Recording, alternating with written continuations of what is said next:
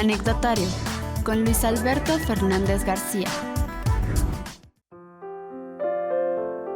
Silvia Rivera Hernández es secretaria general del Sindicato Nacional de Trabajadores de la Secretaría de Salud, Sección 32, Querétaro. Además, es la dirigente estatal de la Federación de Sindicatos de Trabajadores al Servicio del Estado, la cual aglutina a más de 34 diferentes representaciones sindicales en la entidad.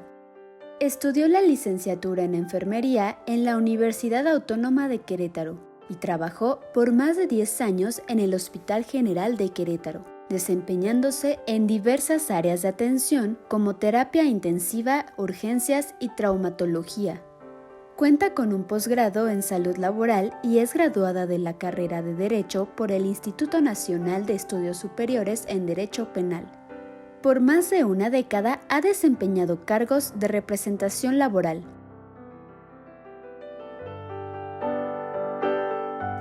Hola, bienvenidos, bienvenidas a este anecdotario de TV UAC.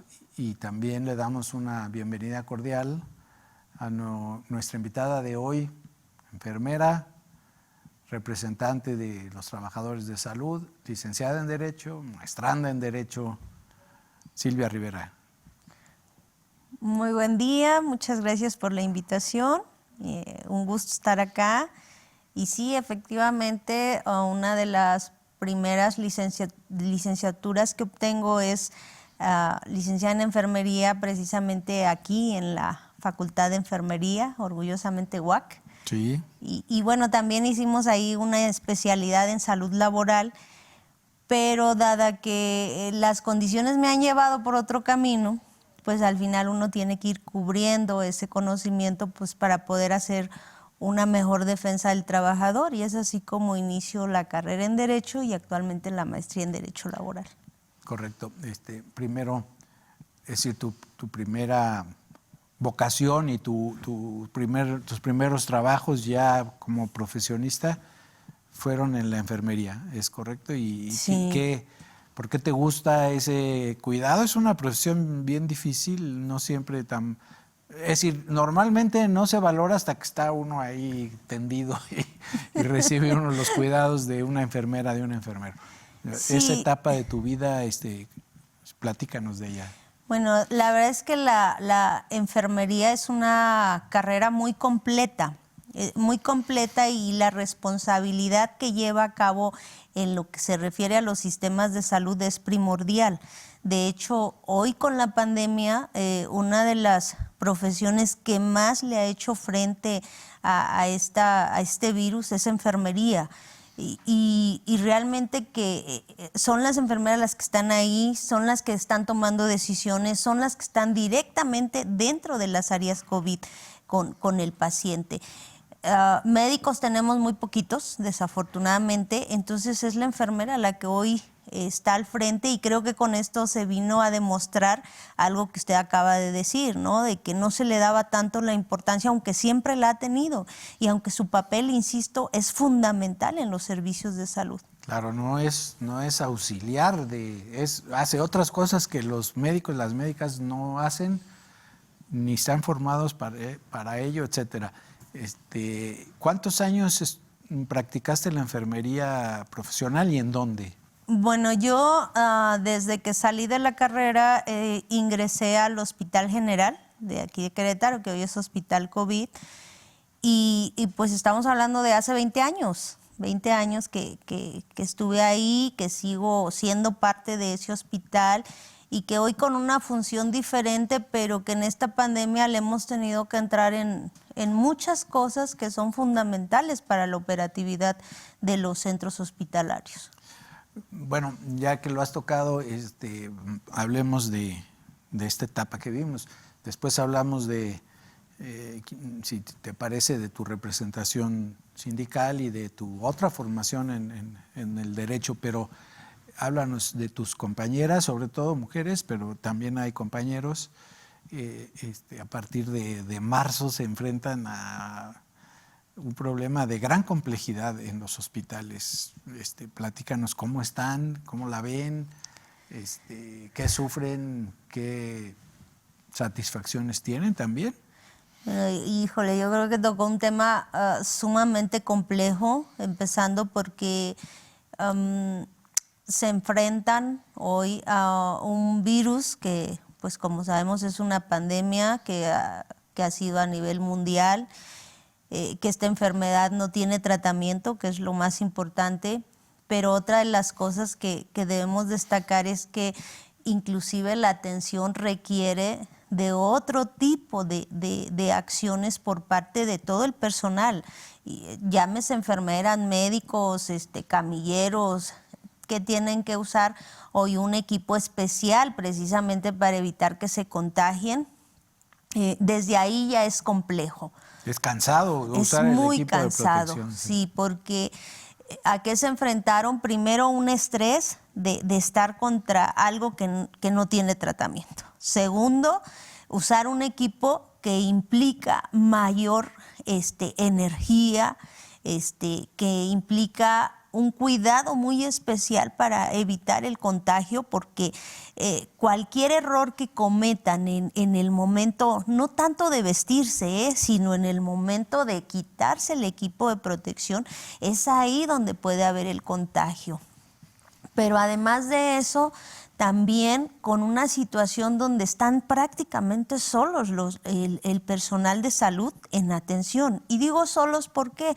Porque cambian todas las condiciones. Hoy no pueden estar los familiares dentro. Entonces, ellos hoy tienen una carga no nada más física, sino emocional muy compleja. Sobre todo porque la cara que ven los pacientes, en teoría, porque están cubiertos, pues es la del profesional que está ahí. Y hoy ellos han tenido que tomar también un papel de psicólogos, porque al final muchos de mis compañeras, enfermeros, enfermeras, trabajadoras sociales, han tenido que leerles las cartas de los familiares al paciente. Entonces es una carga emocional muy compleja, muy difícil. Todos los días se viven historias que de verdad se estremece uno cuando las conoce y cuando uno mismo es partícipe de ellas, ¿no? Y que la ciudadanía no tiene ni la menor idea de lo que está pasando ahí adentro. Y que de verdad para los familiares es difícil no saber qué pasa allá adentro, pero para mis compañeros que están al frente de esta pandemia todavía resulta mucho más complejo. Entonces se han enfrentado a una serie de cosas que uno hubiese pensado que solo lo ve en las películas, literal, ¿verdad? Y que jamás nos imaginamos lo que se iba a vivir en un hospital COVID. El estrés de estar atendiendo a alguien que en un porcentaje elevado va a perder la vida ahí mismo, ¿no? Sí, porque algo que es importante destacar y que bueno que lo menciona es que al principio hubo mucha renuencia de la ciudadanía, ¿no? Primero de creer que existe el virus. Pero además también empezaron a generar comentarios que no ayudaban nada, ¿no? Y que agredían a mis compañeros. No sé, muchos escuchaban que decían, es que si yo voy ahí me voy a morir porque casi que es que me van a matar. Y todavía lo dice mucha gente. Y todavía lo dicen, ¿verdad? Sin embargo, pues nadie que estudió medicina o nadie que estudió enfermería o los camilleros o todo el equipo que está ahí. Nutriólogos. Químicos, todo, ¿no? Intendentes. No estudiaron para matar a las personas, estudiaron para precisamente ayudarles a una estabilidad en salud, ¿no? Y estas cosas que suceden es porque muchos de los ciudadanos que hoy también creo que esta pandemia nos ha dejado, yo les llamo áreas de oportunidad, ¿no? Porque sabemos que hoy un ciudadano que es hipertenso, que es diabético o que tiene alguna morbimortalidad mayor, pues con este virus se complica. Y entonces es cuando la gente dice, bueno, es que mi paciente iba porque se le subió el azúcar, iba porque ya no le funcionaba el riñón y ahora me dicen que murió de COVID, ¿no? Sí. Y la realidad es que se complican. Eso le pasa también a los médicos de especialidades no directamente relacionadas con una infección respiratoria. Es un traumatólogo que lo fueron a ver porque había un dolor de rodilla, pero el de la rodilla también tenía COVID y ya el médico también se expuso, ¿no? Que esto, en fin. Y una agravante, Silvia, hemos dicho, casi siempre decimos las enfermeras porque son una enorme mayoría de mujeres. Cada vez hay más hombres, pero siguen siendo mayoría. Hay otro estrés que es que acabo mi turno y me voy a mi casa donde tengo papás, hijos. Y qué tal si estoy infectada, ¿no? Fíjate que es muy difícil hablar del tema, muy complejo, porque efectivamente hoy precisamente una de las cosas que veíamos ahorita en una reunión es que les debemos de dar prioridad a la atención a nuestros compañeros de salud, pero también a sus familias, porque hoy desafortunadamente muchos familiares de nuestros compañeros están falleciendo. Esa es una triste realidad. Y claro que hay ese estrés de decir, al principio muchos trabajadores no regresaban a casa, se quedaban en el Hotel Camelinas al lado, que afortunadamente nos apoyaron a darles ahí comida y habitación, pero pues tuvieron que dejar de ver a sus familias. Y en el primer nivel, que no se tomaron estas medidas como tal, hoy vemos muchos familiares de los compañeros que han enfermado, pero también que han fallecido. Entonces es una frustración y insisto, el personal de salud está viviendo hoy cosas increíblemente difíciles de explicar. Algún día habrá un agradecimiento especial o una revaloración de nosotros, los que no trabajamos en salud, por todos ustedes, porque hubo episodios que espero que hayan desaparecido, de que incluso los agredían en el transporte público, en sus lugares de donde viven, sus vecinos. No conozco una estupidez más grande que esa en estos tiempos, o a lo mejor sí hay otras también. Silvia, sabemos todos que tienes una representación sindical y no quisiera comprometerte, pero desde aquí hemos visto manejos muy deficientes de las autoridades sanitarias, tanto federales como locales. ¿Qué nos puedes platicar de eso?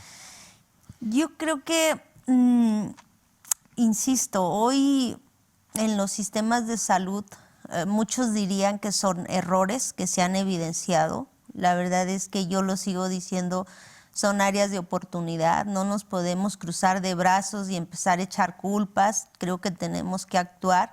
Desafortunadamente, en los gobiernos los perfiles siempre son por amiguismo, no por capacidad.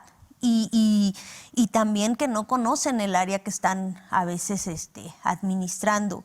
Y eso viene a complicar las cosas porque no se tiene la visión suficiente de trabajar con lo que se tiene, de trabajar de manera efectiva, pronta y sobre todo con resultados y con protocolos bien establecidos.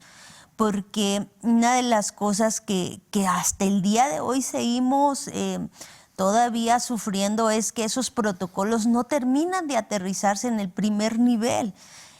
Pareciera que todo no hemos aprendido al día de hoy que la curación nos sale mucho más cara que la prevención. Y en esta pandemia todavía más, ¿no? Hoy por hoy, y no es ser egoísta, tienes que cuidar. Lo más valioso en este momento es el personal de salud porque es el que nos va a atender. Y usted citó algo muy importante. Decía, llega alguien y es asintomático.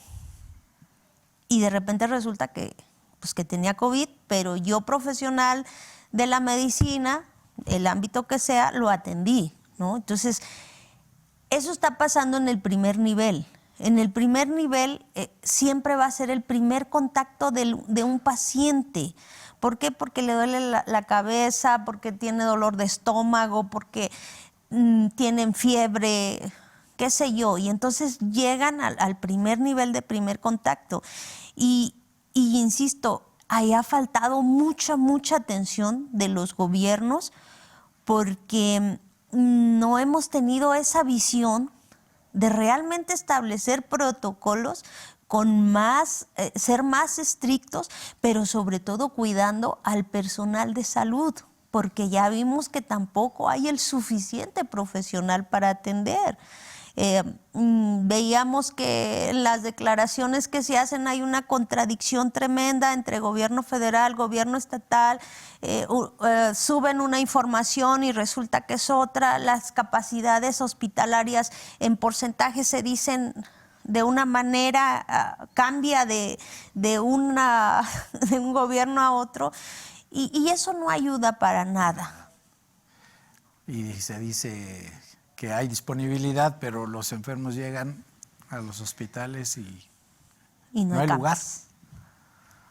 No hay lugar, no hay camas, no hay equipo y sobre todo no hay más personal que los atienda, ¿no? Esa es la realidad. Y prevención, ni hablamos porque, es decir, en este caso la prevención es tan sencilla, Chucho, como esta y no, ni siquiera se supo promover suficientemente, ¿no? Sí, yo insisto mucho, hoy a estas alturas creo que a todos ya debiéramos de haber tomado conciencia, ya no voltear a ver a los gobiernos, sino más bien tomar una responsabilidad de manera personal. Y es tan sencillo, de verdad, usando esto, lavándonos las manos, cuidando la sana distancia, evitar las reuniones, porque eso ha sido no hemos aprendido que de acuerdo a la movilidad que exista la gente va a ser el contagio. Y prueba de ello es que ahorita estamos viviendo las consecuencias del 6 de enero, ¿sí? Viene el 2 de febrero, ojalá y la gente entienda que no estamos ahorita para reuniones. Si realmente queremos y amamos a las personas que están cercanas a nosotros y que son nuestros familiares directos, que no lo hagan, ¿no? Porque aun cuando hubiese camas, aun cuando la infraestructura nos diera para más, que no es el caso, ¿sí? No tenemos el suficiente personal porque muchos de ellos han enfermado, desafortunadamente otros han fallecido, es una realidad. Y cada vez se complica más la contratación de personal que quiere entrar a las áreas COVID. Volviendo a tu esfera personal, ¿cuándo te dio por representar a tus compañeros y qué hiciste? Y luego viste que tenías que estar también preparada en Derecho. Platícanos esa etapa. Bueno, ahí fue algo muy chusco. La verdad es que fue algo fortuito. Una servidora trabaja en el Hospital General, siempre estuve en la terapia intensiva y alguna vez coincidió que había una reunión con el líder sindical y cuando yo de manera pues circunstancial acudo a esa reunión, da una información que no era la correcta y bueno, fue algo desagradable, pero finalmente terminé diciendo qué se necesita para estar ahí. Y me dijeron, pues hacer una planilla y dije, pues vamos a hacerla. Aquí estoy. Cuando llego finalmente me doy cuenta que ser líder sindical o ser representante sindical o el nombre que le quieramos dar, la verdad es que necesitamos tener herramientas. Hoy el sindicalismo tiene que cambiar. Por mucho tiempo se ha hablado de los líderes charros o lo de los sindicatos blancos y a veces nos catalogan a todos en general. Y creo que hoy el sindicato tiene que ser muy proactivo, tiene que tener conocimiento de causa y tiene que tener muy muy claro hacia dónde quiere ir, ¿no? Y siempre, siempre tiene que prevalecer el beneficio de todos y nada puede superar nuestro interés personal. Entonces, esa parte es muy importante, que hoy tenemos que estar preparados. No, un buen líder no es el que grita más, no es el que hace más grilla o el que dice cosas sin sentido. Hoy el sindicato tiene que ser diferente y todos debemos de ir poniendo pues un granito de arena, no quedarnos en ese concepto que se tiene, sino realmente nosotros poder ir aportando cosas y hacer algo diferente. ¿A cuántos trabajadores representas? A 5,500 trabajadores. ¿Y la salud incluye médicos? Médicos, enfermeras, químicos, nutriólogos, trabajadores, todo el personal que está dentro de los hospitales, pero también apoyamos a los de confianza, también apoyamos a los de contrato, que estamos hablando de un padrón de 7,500 trabajadores más o menos. Y ya si en una reunión o en una revisión te echan ahí un abogadillo, no te apantalla, ¿verdad? No, aunque siempre vamos a tener áreas de oportunidad, siempre, ¿no? Y ahorita con la nueva reforma laboral, las cosas cambian radicalmente y son grandes retos sobre todo para los líderes sindicales. Y claro, también para los abogados, porque anteriormente podían litigar sin cédula y hoy cambia todo eso, ¿no? Entonces, creo que hoy por hoy tenemos que irnos preparando y ir a la par con todos los cambios, ¿no?